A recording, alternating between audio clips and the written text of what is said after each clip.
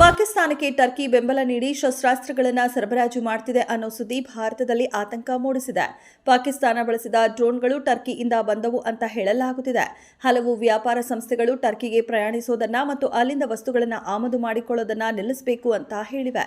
ಈ ಹಿನ್ನೆಲೆಯಲ್ಲಿ ಕೇಂದ್ರ ಸರ್ಕಾರ ಟರ್ಕಿ ಜೊತೆಗಿನ ಎಲ್ಲ ವ್ಯಾಪಾರ ಸಂಬಂಧಗಳನ್ನು ಕಡಿದು ಹಾಕಿದ್ರೆ ಹಲವು ಪ್ರಮುಖ ವಸ್ತುಗಳ ಬೆಲೆ ಏರಿಕೆಯಾಗಬಹುದು ಅಂತ ನಿರೀಕ್ಷಿಸಲಾಗುತ್ತಿದೆ.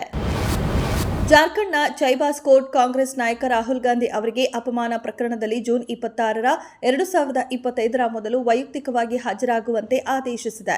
ಸ್ಥಳೀಯ ಬಿಜೆಪಿ ನಾಯಕ ನವೀನ್ ಝಾ ಅವರು 2019ರಲ್ಲಿ ದಾಖಲಿಸಿದ ಈ ಪ್ರಕರಣದಲ್ಲಿ ರಾಹುಲ್ ಗಾಂಧಿ ಅವರು 2018ರ ಕಾಂಗ್ರೆಸ್ ಸಮಾವೇಶದಲ್ಲಿ ಅಮಿತ್ ಶಾ ವಿರುದ್ಧ ಹೇಳಿಕೆ ನೀಡಿ ಮಾನಹಾನಿ ಮಾಡಿದ್ರು ಎಂದು ಆರೋಪಿಸಲಾಗಿದೆ. ಕರ್ನಾಟಕದಲ್ಲಿ ಕೊರೋನಾ ವೈರಸ್ ಸೋಂಕು ಪ್ರಕರಣಗಳು ಹೆಚ್ಚುತ್ತಿರುವ ಕಾರಣ ಆರೋಗ್ಯ ಇಲಾಖೆ ಹೊಸದಾಗಿ ಕೋವಿಡ್-19 ಮಾರ್ಗಸೂಚಿ ಬಿಡುಗಡೆ ಮಾಡಿದೆ. ರಾಜ್ಯದಲ್ಲಿ ಒಟ್ಟು 35 ಸಕ್ರಿಯ ಕೋವಿಡ್ ಪ್ರಕರಣಗಳು ಪತ್ತೆಯಾಗಿದ್ದು, ಅವುಗಳಲ್ಲಿ 32 ಬೆಂಗಳೂರಿನಲ್ಲಿ ದೃಢಪಟ್ಟಿವೆ. ಪರಿಸ್ಥಿತಿ ನಿಯಂತ್ರಣದಲ್ಲಿದೆ ಎಂದು ಅಧಿಕಾರಿಗಳು ಹೇಳಿದ್ರು. ಮುನ್ನೆಚ್ಚರಿಕಾ ಕ್ರಮಗಳನ್ನು ಕೈಗೊಳ್ಳುವಂತೆ ಸಾರ್ವಜನಿಕರಿಗೆ ಆರೋಗ್ಯ ಇಲಾಖೆ ಎಚ್ಚರಿಕೆ ನೀಡಿದೆ.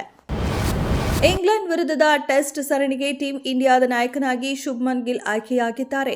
ಉಪನಾಯಕನಾಗಿ ರಿಷಬ್ ಪಂತ್ ನೇಮಕಗೊಂಡಿದ್ದಾರೆ.